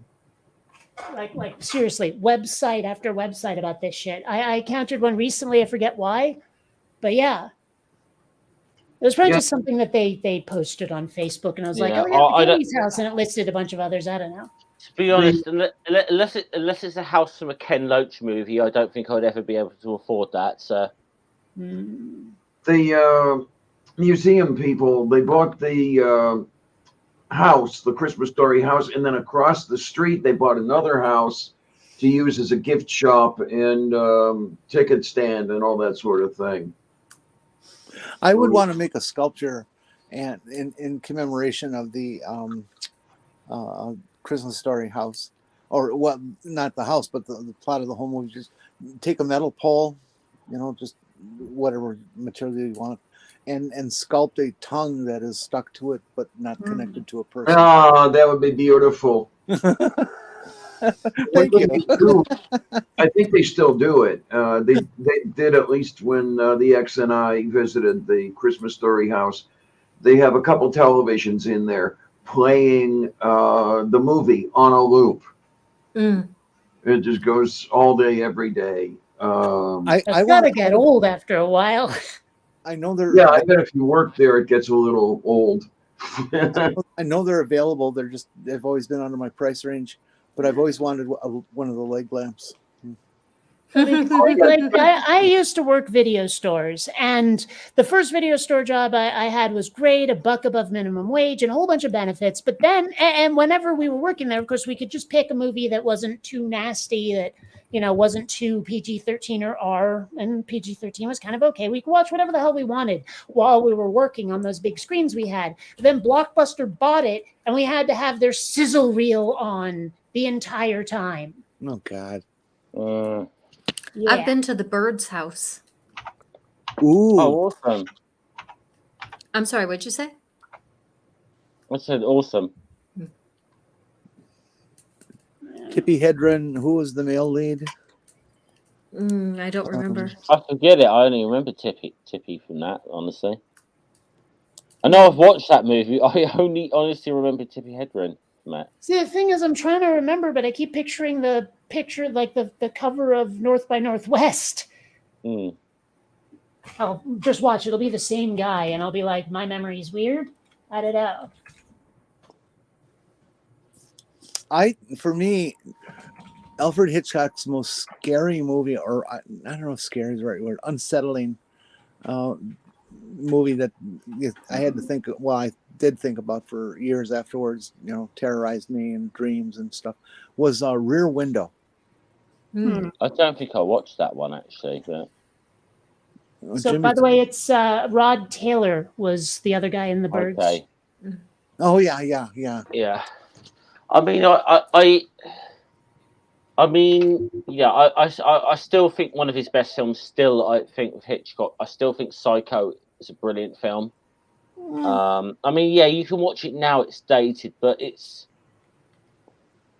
I mean, I can imagine. I'm just trying to put myself in the mindset at the time it's released. That was really, that was unheard of. Right, It was exactly. vicious for its time. I don't know. I mean, just his style doesn't mesh for me. I would say that I have mentioned this a couple of times before on streams. The only film I've seen that left a real lasting impression on me, and admittedly, I was way too young to really be watching it when it was released, but it was a BBC movie called Freds, which is do you know the famous American TV movie The Day After? Sure. Okay. Freds looked at The Day After and said, "Hold my beer." It's where with The Day After, it's depicting the realistic possibility of nuclear war, but even at the end of The Day After, it is offering a little bit of hope. Freds offers no hope whatsoever. It's like if this thing basically it is saying if nuclear war happens, we are fucked as a species if this thing happens. Well, I know I don't want to survive a nuclear war unless I'm like on another planet somewhere. That's for damn sure. A self-sustainable other planet somewhere. What's the best thing that can happen to you in a nuclear war? You die. You get to turn around and say, "What's that?" The best thing that's the best thing that can happen to you in a nuclear war. Yeah, is to get blown away straight away. Yeah. Jeff, is that the one that takes place in Sheffield, England? Yes. I've seen that one. Yeah, you're absolutely right. Now, admittedly, if you watched it maybe today, it probably wouldn't have the same effect. But bear in mind the era we grew up in. And admittedly, I was probably too young to have been watching it at the time.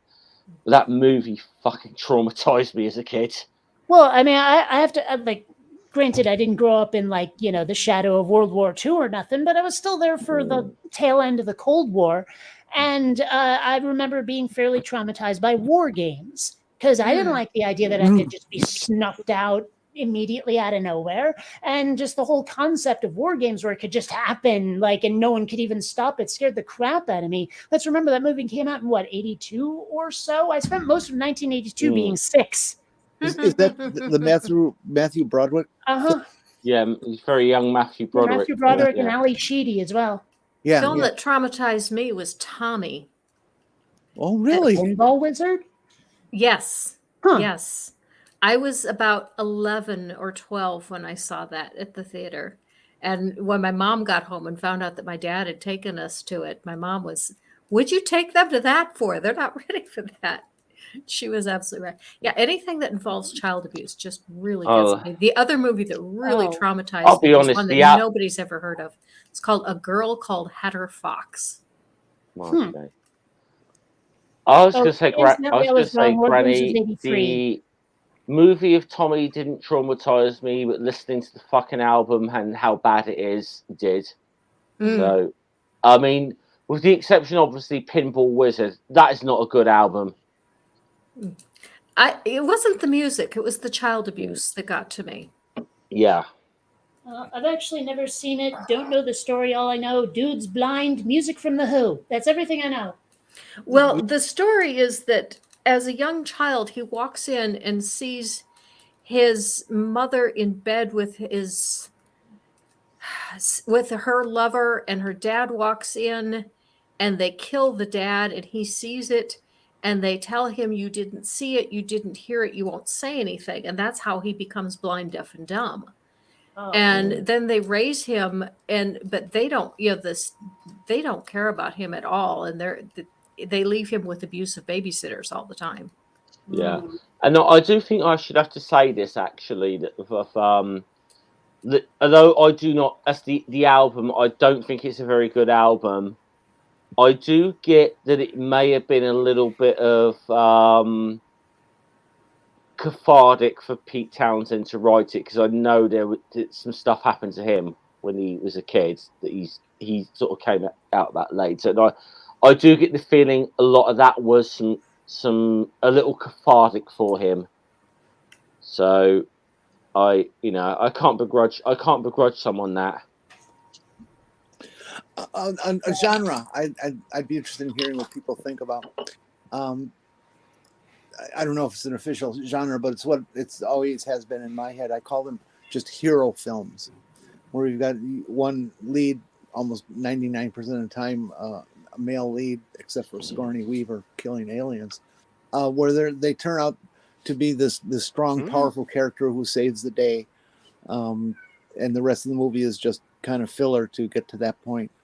Like Raiders of the Lost Ark would be a hero movie to me, and that kind of thing.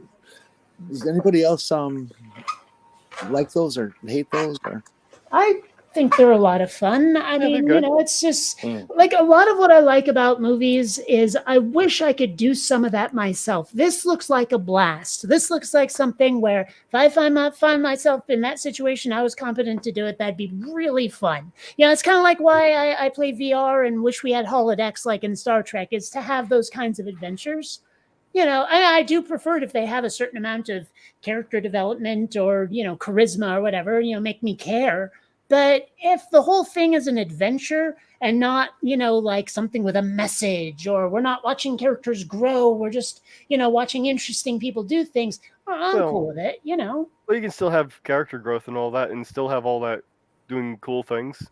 Yeah, but I mean, I know a lot of people who think you can't and have been arguing against that nonsense for ages. So, Aaliyah Battle Angel, that's a pretty good example. I mean, it's a lot of fun, and you see a lot of character growth in that. The only thing I don't like about that movie is it really feels like it needs a sequel. Like the way it ends, you're going, but now what? What just happened? What did you think? They wanted to do a sequel, and apparently that got kiboshed. Oh. All right, I got another one for you. Well, first, let me real quick. I need to get going because I need to go start my stream up. So thanks, everyone. I'll see you over there. Well, thanks for coming on in, even if it took me a little while to see you. But oh my, everybody, in another 11 minutes. 10 minutes, yeah. 10 minutes, please all trip over yourselves to get to Godless Granny's piece of the stream and show her some love, huh? Yeah, thanks. Okay, here's the question, since we don't have much time left. Is there a genre of film that you used to be a big fan of that you have turned 180 degrees from that, and why? For me, as an example, it's buddy films. It's usually cop shows, and the classic one would be like Mel Gibson and Danny Glover. Yeah, Danny Glover, who's just a spectacular actor. Lethal Weapon.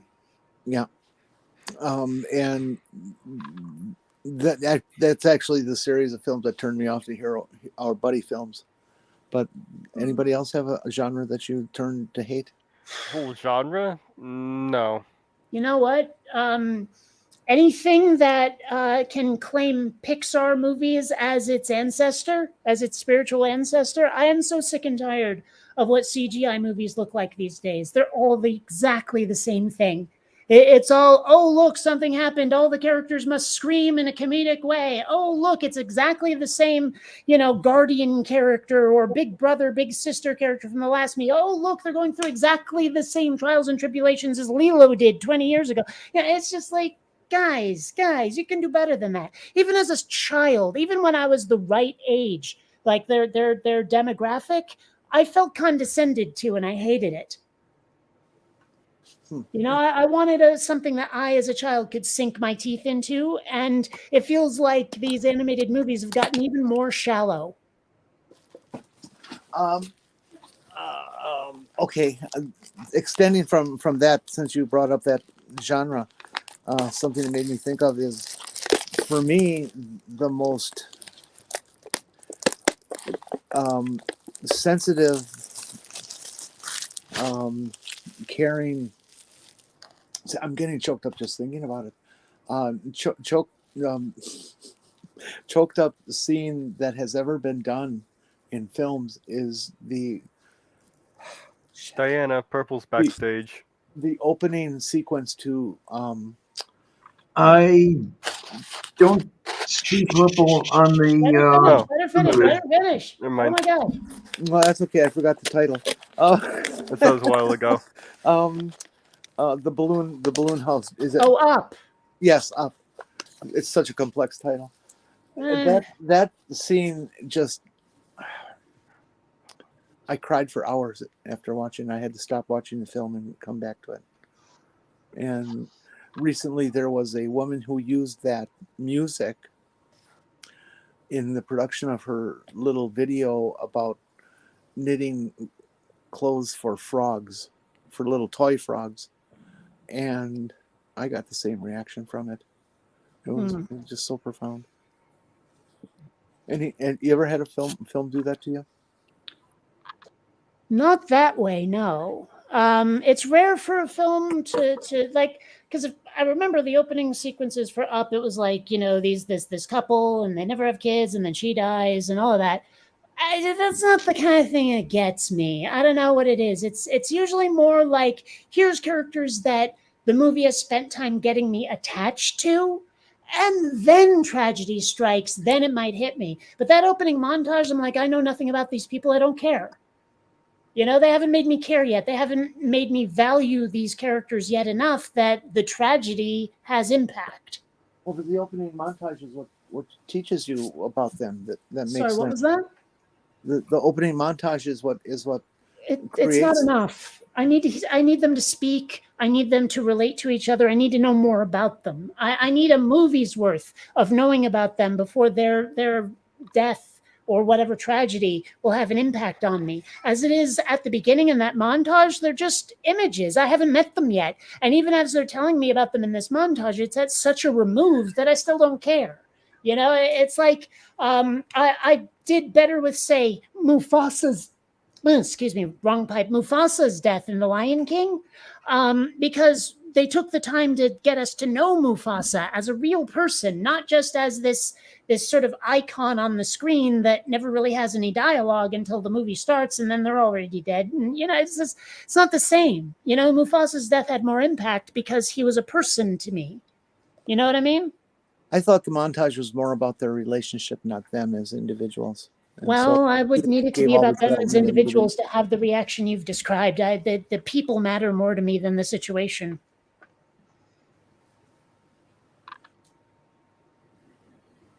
I don't know.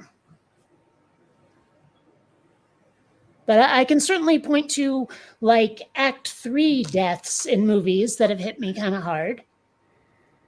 I mean, I'm not sure if I actually yelled out vocally or not when Wash died in Serenity, but I remember myself shouting no.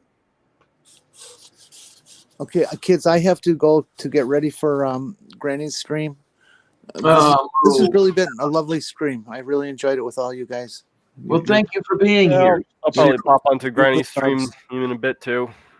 Very sweet people. 5 minutes to go, kids. Get yourselves over there and show her all the love. Chad, thank you for being here. Thank you for interacting. It was very nice. See you later. Have Take fun. care, honey. Oh gosh, I will never get your shot. Stupid. Are people going to? It's time to go to the grannies. Is it in a minute? Yeah, got 5 minutes. 5 minutes by my clock. Well, at least it's over 20 degrees Fahrenheit out there now. I need lunch is the thing, and at some point I have to go out, and Xander is giving me a look. It is after your lunchtime, isn't it, buddy? I'm sorry. I'll feed you as soon as the stream's over, okay, bud? Yeah, I tell you, you talk about cold. It's not fun in here. I see the thermometer across the room, and it's supposedly 4 degrees in here, and I'm freezing. Yeah, I'm gonna jump out because I'm gonna start heading over to Granny's in a second. So, for don't see Diana, Kate, great welfare, Merry Christmas to you all, and whatever. So, Everybody, Happy Christmas. Nope. Yeah, happy holidays, whatever. So Yeah, it's Achieving Day. Happy Wicked Life Day. Happy Hogs Watch. Right. it's what, about 7 p.m. for you? It's coming up to 6 p.m. 6. Yeah, it's coming up to 6 p.m. for us. I never get these time zones correct, especially with the summertime and the standard time. Yeah. Well, So,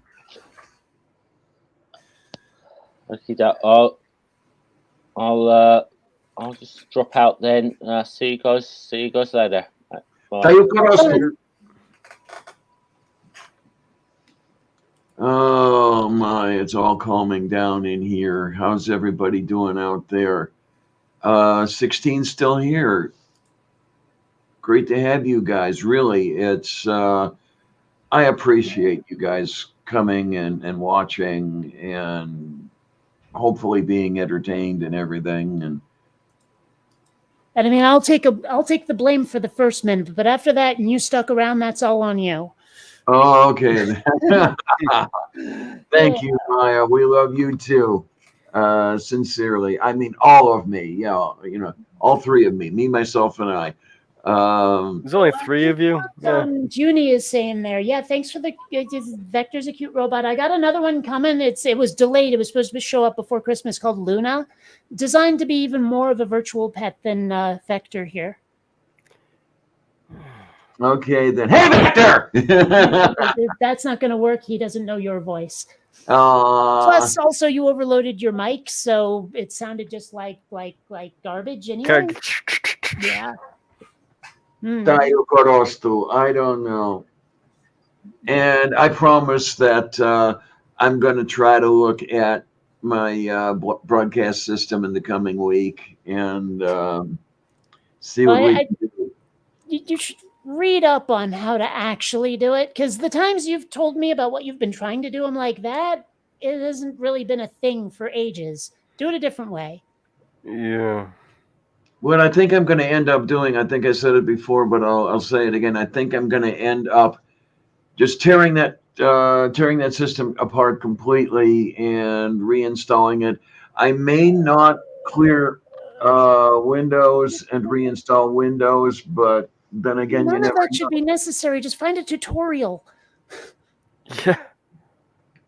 Well, one interesting thing that happened when I did install the new version of OBS last week, it did work right after I installed the OBS. But then when I turned the machine on this week, it wasn't working. Okay, well, again, find And a I have done nothing tutorial. to it. I'm pretty sure this is user error. I think you're trying to use it in a way that it was not designed to be used. From everything you've said to me, it sounds like you're trying to do it the wrong way and not the OBS way that you need to do to make OBS function. I really honestly think this is user error. I'm planning on trying to do live streaming sometime this year, so I'll be playing around with StreamYard and OBS and all that to see which one I like best. So maybe I'll be able to figure something out down the road. Well, if you're going to do it this year, you've got less than a week. Come on, get to it. Or I should say next year, really. Well, promise me before you start doing full teardowns, you'll go looking at tutorials first. Yes. Yeah, we'll give it a try. I didn't say give it a try. I said promise me. I'm not sure I can, but okay. I will look at the tutorials. I'll try to find some. Okay. Okay, we're at the top of the hour, so we gotta get going here. Oh yeah, look at that. 5 minutes goes very quickly. Okay. I want to thank everybody who's here. I want to thank everybody who's not here. You guys keep me going, and I hate you for it. Okay, I had to put that in there. Merry Christmas and all kinds of good stuff. Merry gift. And let's see. Thanks a lot, troops. See you on the other side. Okay, I'm gonna get going here. Yeah, I need food. Later.